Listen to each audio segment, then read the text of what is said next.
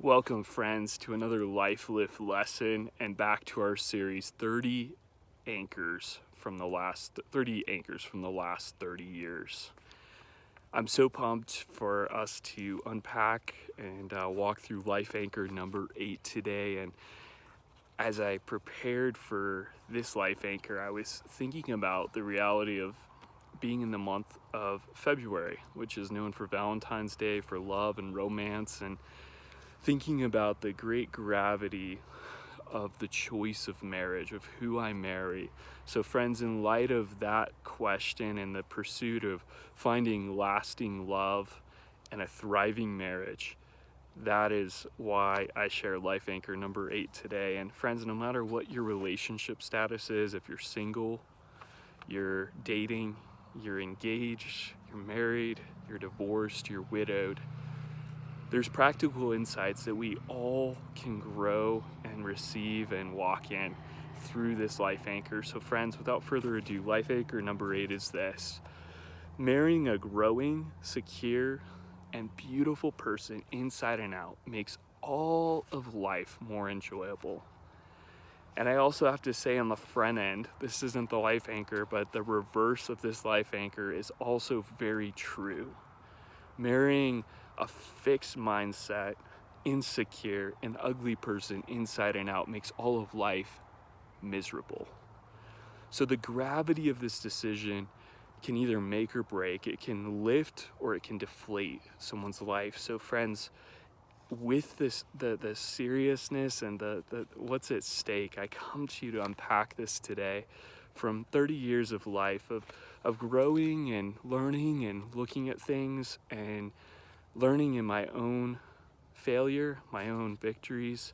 Friends, there's so much here in the beautiful gift of marriage. God's heart is so clear throughout the Bible. The Bible starts with a wedding in Genesis, and it also ends with a wedding in the book of Revelation. So marriage is close to God's heart.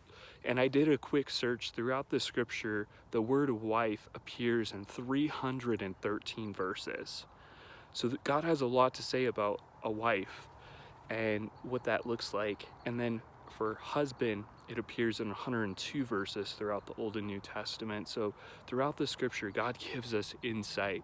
And one specific book that has a lot to offer in the realm of insight with marriage, relationships as a whole, and life is the book of Proverbs, which King Solomon wrote.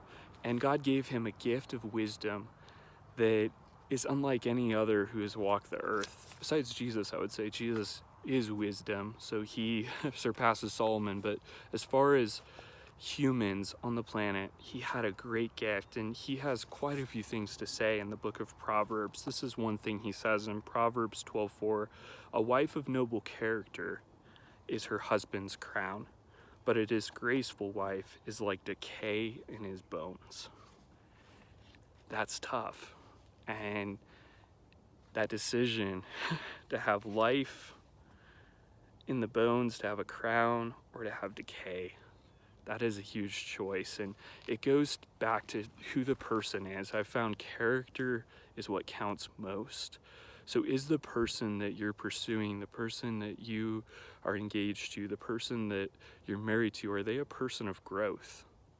Are they fixed in their mindset where they feel like they've arrived, or are they someone that's constantly pursuing to become better in whatever they're doing? If it's in their relationships, it's in their job, in the work that they do every day, it's in their hobbies and their passions, in their character, are they constantly looking to grow? That's critical. Having someone that you can grow with, someone that's going to encourage you in the journey to keep growing.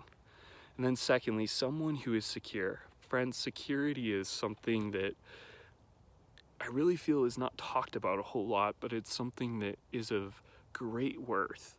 Because if I'm secure, that shows up in every relationship and how I walk with a person. Am I looking to give, or am I looking to take? Someone who's secure is a radical giver. They're not looking to take. Love gives, lust takes. So there's the reality that if someone is not secure, it's devastating. And friends, security is a journey. And I've found this security is only found in God. It's found in a relationship with Him. If I try to pursue any other relationship with a person, it will leave me lacking. But when I pursue God, we were made for God, by God, for God, to walk with God, friends. That is the heart of life, because God is life.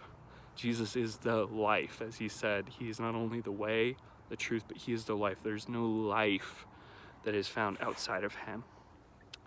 And in my journey of security, I want to share personally in this. In my freshman year of college, I was really struggling with insecurity. I was wrestling as I was entering into college after taking very limited classes my senior year of high school, and I was still healing from a brain injury.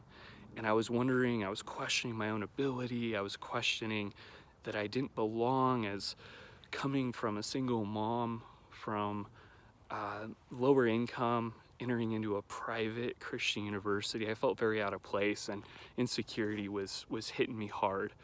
And Jesus met me through 2 Timothy 1:7, and this verse will change your life. It will help fortify and secure you in God. It says this: "For God has not given to you a spirit of fear or timidity, but of power, of love, and self-discipline." Let that verse sink in and saturate your heart, friends. This verse changed my life. My whole freshman year, God did this work through this verse of taking me from a place of fear and insecurity to a place of belonging with Him, a place of power, of love. Security is rooted in knowing how loved I am by the Father, that He gave everything to bring me into a right relationship with Him. And from that place of being loved, I can then love others well. So, is the person you're pursuing, are you yourself a person of security? That is essential. And then thirdly, is the person you're pursuing, the person you're living with, are you yourself a person that is beautiful inside and out? Because I found this, friends, beauty flows from the inside out. Who I am flows out. And this makes all of life more enjoyable. Being with someone who chooses character, who chooses to be beautiful inside and lets that beauty flow outward in the way they live with others. So essential. And friends, the good news in all of this is this isn't a fixed deal of either this person has these things or they don't. These are all opportunities for each of us to grow in. I can choose to become someone who is growing. I can choose to find security in God and cultivate that in my walk with Him.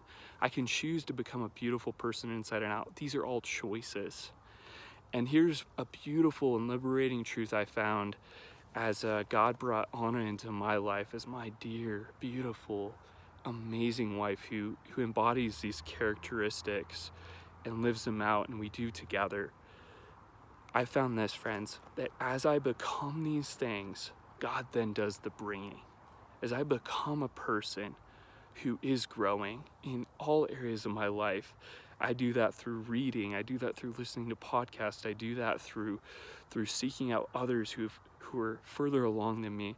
As I choose to become secure by walking closer with God and cultivating my relationship with Him, as I choose to become a person of beauty inside and out, God then will bring that person.